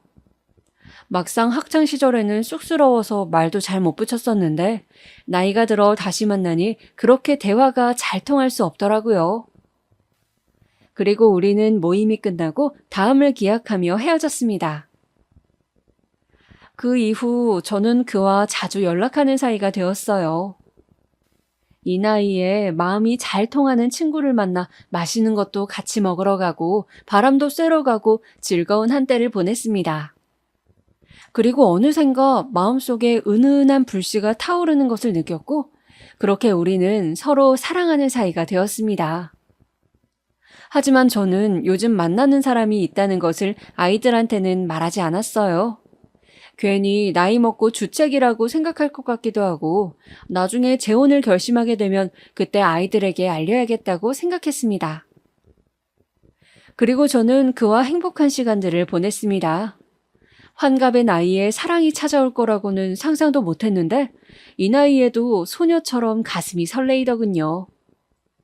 인간 말종이었던 전 남편과는 다르게 그는 정말 자상하고 진중한 남자였어요. 주름이 자글자글한 제 얼굴을 항상 예쁘다고 아름답다고 해주는 사람이었습니다. 저를 항상 소중하게 대해주는 그의 모습에 하루하루 더 그를 사랑하게 되었습니다. 전 남편과의 결혼 생활에서는 한 번도 받아본 적 없는 공주 대접을 이 나이 먹고서 받아보았네요. 그 당시 아들 내외는 아이 키우느라 바빠서 얼굴 보기 힘들었고 딸아이는 저와 같이 살긴 했지만 주말에도 레슨을 하거나 약속이 있어서 나갔기 때문에 제가 누구와 어디를 다니는지 아무도 신경 쓰는 사람이 없었습니다. 그래서 저에게 만나는 사람이 있다는 것을 아이들이 눈치채지 못했었죠. 그런데 어느 주말 그와 근교에 드라이브를 하다가 경치 좋은 커피숍이 있어서 들어갔어요. 차를 시켜놓고 창밖 풍경을 즐기며 도란도란 이야기를 나누고 있었죠. 그런데 그때 커피숍 안쪽으로 아들 부부가 아이를 안고 들어오는 거 아니겠어요? 저는 당황한 나머지 고개를 돌리고 못 본 척했지만 아들이 먼저 저를 알아보고 말았습니다. 아들은 아이를 안은 채로 성큼성큼 걸어와 저와 그를 몇 번이나 번갈아가며 쳐다보았어요. 그러더니 묻더군요. 엄마, 이 아저씨 누구야? 저는 어떻게 대답해야 할지 몰라서 머뭇거리다가 이렇게 대답했어요. 엄마 친구야. 초등학교 동창. 아들은 의심스런 눈초리로 노려보더니 말했어요. 친구? 엄마가 남자인 친구도 있었어? 그리고 무슨 친구랑 이런 데를 놀러 다녀? 어이, 아저씨, 우리 엄마랑 무슨 사이예요? 네? 저는 버릇없이 말하는 아들을 애써 말려보았어요. 그런데 그는 전혀 기분 나쁜 기색도 없이 웃으면서 대답하더군요. 해숙이 아드님이시구나. 반갑습니다. 엄마를 닮아서 그런가 미남이시네. 저는 어머님하고 친한 친구 정도로 생각해주면 고맙겠어요. 아들은 믿지 않는 듯 했지만 아이가 칭얼거리는 바람에 얘기를 더 못하고 나가버렸어요. 그리고 마음이 불편해진 저는 일찍 그와 헤어지고 집에 돌아갔습니다. 사실 아들이 딸한테 전화로 얘기했을까봐 걱정했는데 집에 돌아가 보니 다행히 딸은 아무것도 모르는 것 같더라고요. 저는 이제 슬슬 아이들에게 어떻게 알려야 할지 고민해야 할 시간이 왔다고 생각했어요. 안 그래도 요즘 그와 재혼에 대해서 진지하게 이야기를 나누던 중이었거든요. 정확한 시기와 구체적인 계획은 아직 확정되지 않았지만 앞으로 재혼하여 남은 여생을 함께하자는 뜻은 서로 일치하였습니다. 아이들에게 이야기를 한 후 언제 살림을 합칠지 정하기로 했어요. 그리고 저는 얼마 안 가 주말에 그와 1박 2일로 놀러간 펜션에서 난생 처음으로 프로포즈를 받았습니다. 사실 우리 때 프로포즈고 뭐고 이런 게 있었나요? 그냥 나이 차고 때 돼서 결혼하는 거였죠. 그런데 분위기 좋은 방 안에서 무릎을 꿇고 눈물을 글썽이며 진심을 전하는 그의 말에 저는 감동하여 그만 아이처럼 눈물을 흘리고 말았습니다.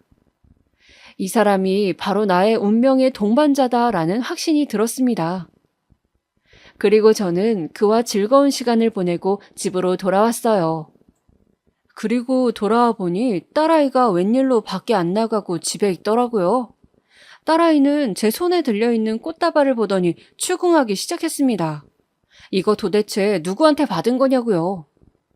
안 그래도 요새 수상했다면서 제 휴대폰을 확 낚아채 갔습니다. 제 휴대폰에서 그와 찍은 사진과 문자 메시지를 본 딸은 갑자기 빽 하고 소리를 지르더니 휴대폰을 집어던졌어요.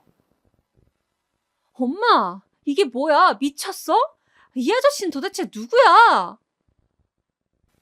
민지야, 안 그래도 말하려고 했었어. 엄마가 요즘 만나는 아저씨인데. 뭐? 요즘 만나는 아저씨? 엄마 나이가 지금 몇 살인 줄 알아? 환갑이야, 환갑. 주책 맞게 뭐 하는 짓이야? 설마 이 아저씨랑 1박 2일로 놀러 갔다 온 거야? 아, 더러워. 딸아이는 소름이 돋는다면서 몸을 움츠리고 두 손으로 팔을 문질렀어요. 저는 딸의 격한 반응에 어떻게 해야 할지 몰라 곤란했습니다. 그런데 그때 딸이 갑자기 어디론가 전화를 하더군요. 여보세요? 오빠, 엄마가 미쳤어. 얼른 집으로 와봐. 엄마가 어떤 징그러운 아저씨랑 놀아나고 있다니까? 아, 빨리 와. 끊어. 저는 딸아이를 진정시키려고 노력했어요.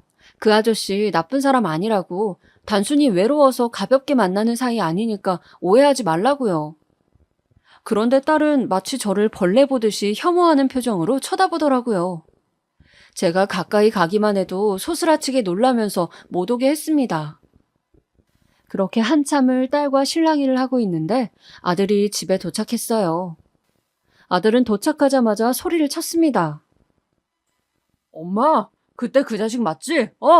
내가 그럴 줄 알았어. 그 새끼 당장 불러내. 내가 가만 안 둬? 나이를 먹을 거면 곱게 처먹어야지. 다 늙어서 웬 연애질이야, 연애질은.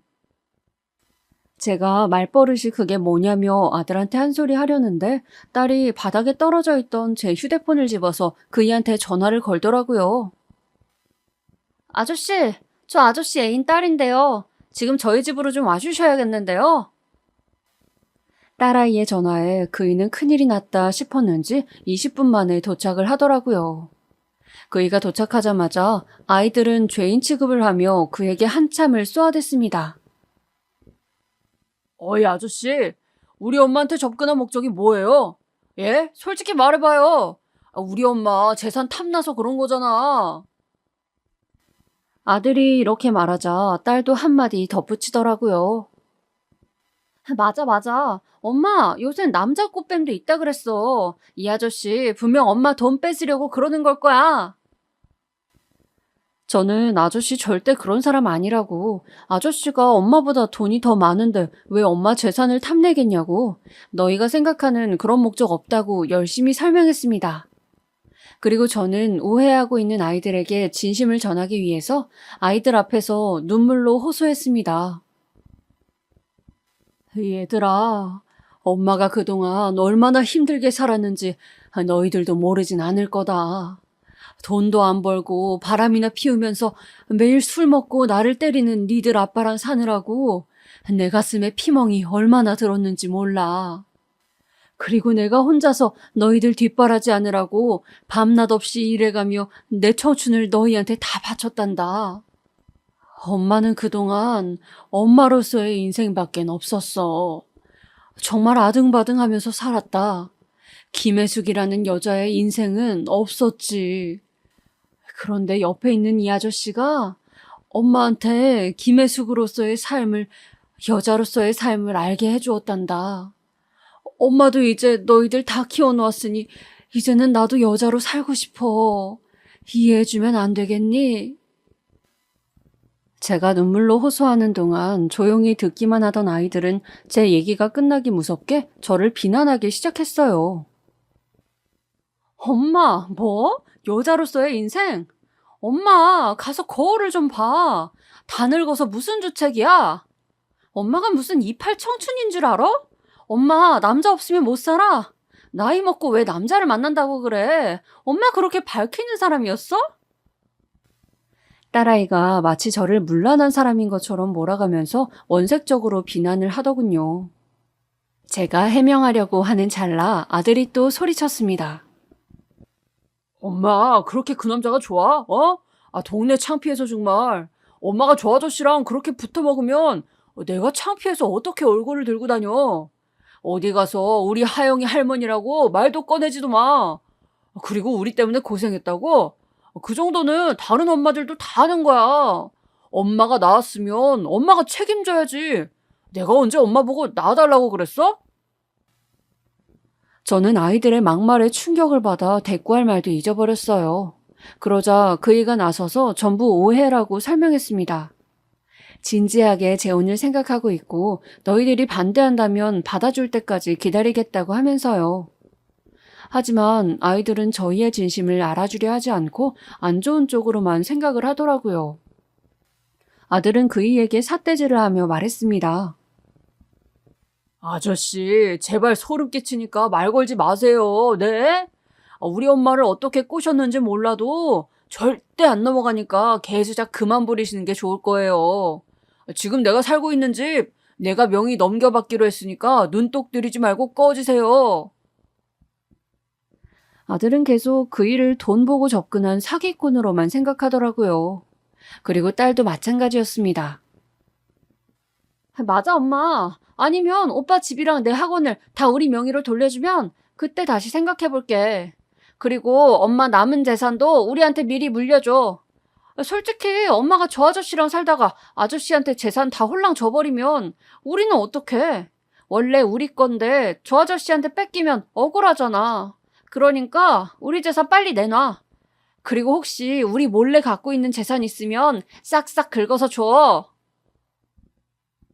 저는 돈 타령만 하는 아이들의 말에 어이가 없어 헛웃음이 터졌습니다. 그리고선 저는 아이들에게 꾸짖듯이 말했어요. 너희들 나한테 돈 맡겨놨니? 어쩜 엄마가 이렇게 얘기하는데도 돈 타령만 할 수가 있니? 그러자 아들이 확 짜증을 내더라고요. 아이씨, 어차피 우리한테 줄 거였잖아. 어차피 줄 거 미리 달라는데 뭐가 문제야? 그리고 엄마가 그거라도 안 해주면 우리한테 해줄 게 뭐가 있는데. 엄마 말대로 엄마 인생 살더라도 줄 건 주고 가야 될 거 아니야. 조용히 명의 넘겨받는 날만 기다리고 있었는데 저 아저씨가 초치네 정말. 저는 아들의 말에 폭발하고 말았습니다. 그놈의 돈. 돈이 없어서 그 고생을 했던 지난 30여 년의 세월이 주마등처럼 머리에 스쳐 지나갔습니다. 내가 지들 먹여 살리려고 그렇게 쎄빠지게 일하고 지들을 얼마나 지극정성으로 뒷바라지했는데 엄마 인생이고 뭐고 돈만 내놓으라고 하는 아이들의 행태에 그만 질려버리고 말았습니다. 저는 자리에서 일어나 아들, 딸의 머리끄댕이를 잡고 일으켜 세웠어요. 그리고선 발버둥 치는 아이들의 등을 있는 힘껏 떠밀어 현관 밖으로 내동댕이 쳤습니다. 아이들은 엄마 뭐 하는 짓이야 라고 하며 발악을 했어요. 저는 현관문을 쾅 닫으면서 아이들에게 소리쳤습니다. 네, 다시는 너희들 안 볼 테니 썩 꺼지거라. 아이들은 현관문을 두드리며 난리쳤지만 저는 아랑곳하지 않았어요. 그리고 이 모든 것을 지켜보고 있던 그이는 말없이 저를 안아주었습니다. 가족 간의 일이라 많이 나서주지 못해 미안하다면서요. 저는 그이의 품에 안겨 한참을 울었습니다. 그리고 저는 아이들에게도 너무나도 큰 배신감을 느낀 나머지 모든 물질적 지원을 끊기로 했어요. 집에 있던 딸의 짐을 모두 문 밖에 던져놓고 현관 비밀번호를 바꿔버렸습니다. 그리고 아들이 살고 있는 집과 딸의 피아노 학원을 모두 부동산에 내놓았어요. 매물을 보러 온 손님들 때문에 그 사실을 알게 된 아들과 딸은 저에게 전화하여 폭언을 일삼았습니다. 엄마, 그러고도 엄마가 잘 살 수 있을 것 같아? 자식 손주 길거리에 내앉으라는 거지 지금? 아주 남자의 정신 팔려가지고 머리가 확 돌아버린 거 아니야?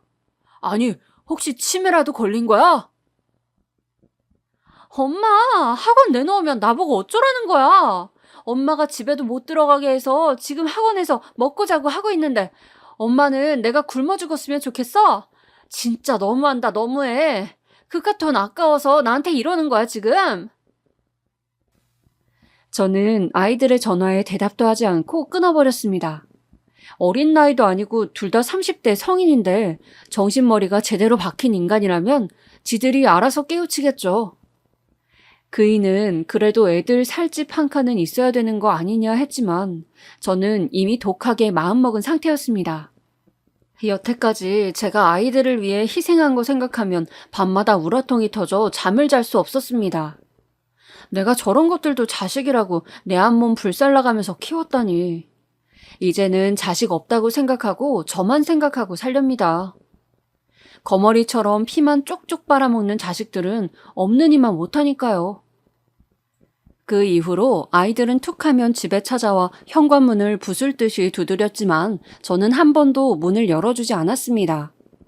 그리고 이웃집에 너무 피해를 주는 것 같아 그 집도 부동산에 곧 내놓게 되었어요. 그리고 모든 살림을 가지고 그의 집에 들어가기로 했습니다. 아이들도 그이가 사는 곳은 모르니 찾아올 수 없겠지요. 혹시나 어떤 방법으로 그 집마저 찾아낸다면 또다시 이사를 가면 그만입니다. 이대로 부모 자식 간의 연은 끊어버리기로 했어요.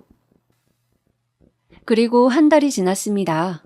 아이들이 하도 문자로 하소연도 하고 협박도 하고 해서 알게 된 사실인데 아들은 살던 집이 나간 후 갈 곳이 없어 처갓집으로 들어가게 되었다고 합니다. 저번에 보니 안 싸던 어른 성격이 장난 아니시던데 집도 절도 없이 쫓겨난 아들은 그 집에서 눈칫밥 좀 먹고 살겠죠. 그리고 딸은 학원에 있던 피아노와 집기들을 옮겨둘 곳이 없어서 전부 처분하고 친구 집에 얹혀 살며 그 돈으로 생활하고 있다고 하네요. 아마 조만간 그 돈도 떨어지면 다시 예전처럼 회사를 다니던지 하겠지요. 남의 밑에서 일하는 거 싫다고 하도 투정 부려서 학원을 차려줬는데 그놈의 돈 욕심으로 다시 남의 밑에서 고생하게 될 모습을 생각하니 꼴 좋았습니다. 그래도 친자식들인데 제가 너무한가요? 뭐 그렇게 생각하실 수도 있겠네요. 하지만 제가 살아온 인생을 직접 겪어보셨다면 저의 마음 충분히 이해하실 거라고 생각합니다. 저는 정말 제 인생을 갈아 넣어 최선을 다했고 이제 더 이상의 의무는 없다고 생각합니다. 이제 성인인데 지들 인생 지들이 알아서 살아야죠. 그리고 현재 저는 그이의 집에서 행복한 신혼생활을 보내고 있습니다. 그이는 결혼식을 올리자고 했지만 나이 먹어 망가진 몸매에 드레스 입기도 좀 민망하고 굳이 동네방네 자랑할 필요는 없을 것 같아서 그냥 혼인신고만 하고 같이 살기로 했어요. 확실히 젊을 때 결혼 생활했던 것과 다르게 나이가 들어 새로 결혼을 해보니 산전수전 겪은 게 많아서 그런지 너그러운 마음으로 서로 싸우지도 않고 잘 지내게 되는 것 같아요. 물론 그이가 워낙 저에게 잘해주고 성품이 좋아서 그런 것도 있지만요. 그저 해지는 저녁에 오붓하게 손잡고 저녁 노을을 함께 바라볼 수 있는 사람. 같이 늙어가는 처지에 아플 땐 서로 힘이 되어주고 기쁠 땐 마주보고 웃을 수 있는 사람이 곁에 있다는 사실이 너무나도 행복합니다. 이렇게 행복하게 몇십 년 더 살다가 가능하다면 한날 한시에 눈을 감고 싶은 게 제 마지막 소망입니다. 하지만 그건 제 욕심이겠죠? 갈 때 내가 먼저 가더라도 아니면 그 일을 먼저 보내더라도 마지막 순간을 함께 할 수 있다는 것에 저는 만족합니다. 그리고 아이들에 대한 저의 결심은 아직 변하지 않았어요. 그이는 조금만 더 두고 보고 용서해주라고 하지만 저는 제 인생이 불쌍해서라도 그렇게 쉽게 용서할 수가 없을 것 같네요. 이제 제가 왜 자식 농사를 망쳤다고 했는지 아시겠죠? 그저 할 수 있는 거 최대한 다 해주고 열심히만 키우면 될 줄 알았는데 그게 아니더라고요. 사람이 무엇보다도 인성이 가장 중요한 것인데 저희 아이들은 그런 면에서 아주 글러먹은 거죠. 제가 아이들을 키우면서 뭘 잘못했길래 아이들이 저렇게 되었나 정말 알 수가 없습니다. 저처럼 아이를 키워보신 여러분들의 생각이 궁금합니다. 제가 자식을 버린 나쁜 엄마인가요? 욕을 먹어 마땅한가요? 아니면 황혼에 찾아온 사랑과 함께 제 삶을 되찾은 저를 응원해 주시겠나요? 저를 나쁜 엄마라 욕하셔도 겸허히 받아들이겠습니다. 제가 한 선택이니까요. 그럼 여러분들도 인생의 중요한 순간에 항상 현명한 선택을 하시길 바라며 이야기를 마치도록 하겠습니다. 행복한 하루 되세요.